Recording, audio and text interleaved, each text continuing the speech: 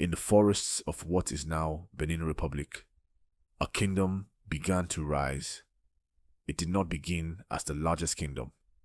It did not begin as the richest.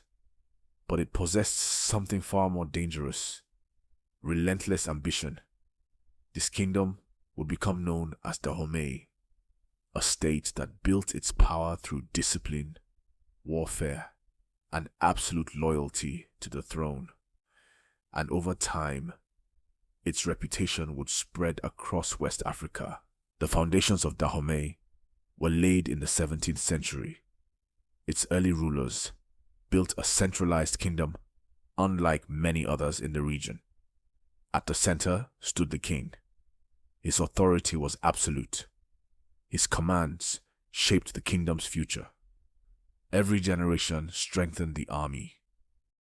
Every generation expanded the kingdom's borders. And every generation prepared Dahomey for war. But what truly made Dahomey different was its army.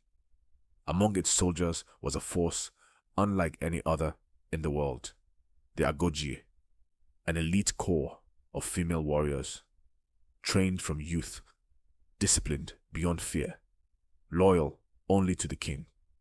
European visitors would later call them the Amazons of Dahomey, but to their own people, they were simply warriors, and on the battlefield, they were terrifying. By the 1700s, Dahomey had transformed into a military powerhouse. Its armies marched across neighboring lands.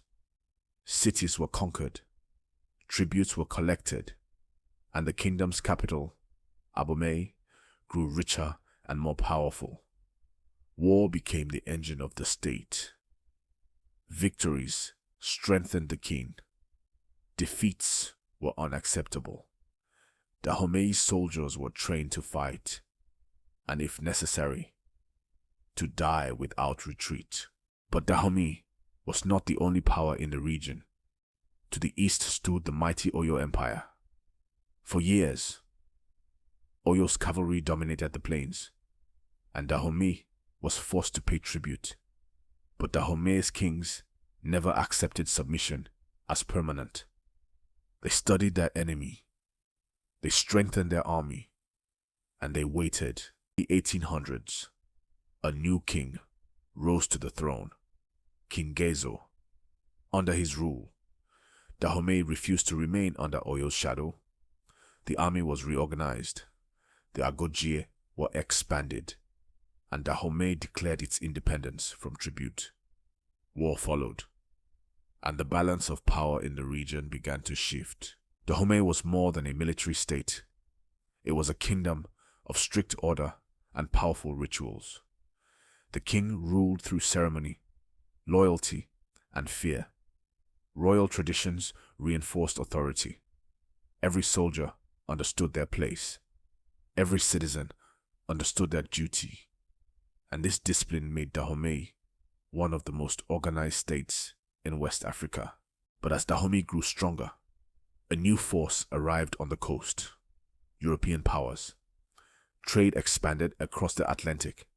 New goods entered West Africa, but with them came a new kind of power, one that no African kingdom had faced before: industrial armies, modern weapons, and empires hungry for territory.